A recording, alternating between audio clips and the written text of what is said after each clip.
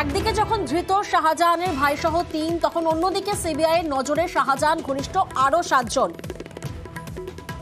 এবং আরো ৭ জনকে তলব সিবিআই এর।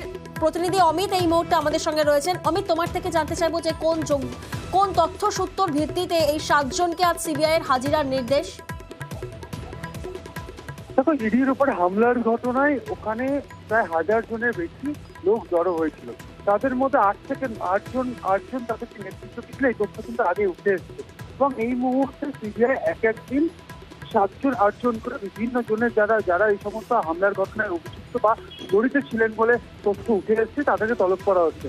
গতকাল ন্যাজার থানা এলাকায় ৭ জনকে সিবিআই তরফে তলব করা হয়েছে, যাদের যোগসূত্র পাওয়া গিয়েছে ওই মব বা ভিড়ের মধ্যে তারা ছিলেন। এখন ৭ জন কালকে নোটিশ করা হয়েছে এবং আজকে সিবিআই দপ্তরে তাদেরকে আসতে বলা হয়েছে বেলা ১১ নাগাদ। সেক্ষেত্রে আমরা গতকাল দেখছিলাম, গতকাল সব মিলে ১৫ জনকে তলব করা হয়েছে, তার মধ্যে ৪ জন হাজিরা দিচ্ছেন।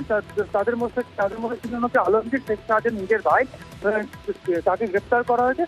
আজকে ৭ জনকে তলব করা হয়েছে, তাদেরকে জিজ্ঞাসাবাদ করা হবে, তারা যদি আসেন বা হাজিরা দেন তাকে জিজ্ঞাসাবাদ করা হবে। গত কয়েকদিন আমরা দেখেছি যে কোনোদিন ৭ জনকে, কোনোদিন ৫ জন, কোনোদিন 10 জন বা কোনোদিন 15 জনকে তলব করা হয়েছে এবং গতকাল কিন্তু আরো ৭ জনকে নোটিশ করা হয়েছে এবং আজকে তাদেরকে সিবিআই দপ্তরে আসতে বলা হয়েছে। মূলত ঘটনা সূত্রে তাদের যোগসূত্র কি, তাদের কে ফোন করে ডেকেছিল, এই বিষয়গুলো কিন্তু স্টেটমেন্ট রেকর্ড করতে চাইছে সিবিআই কর্তারা।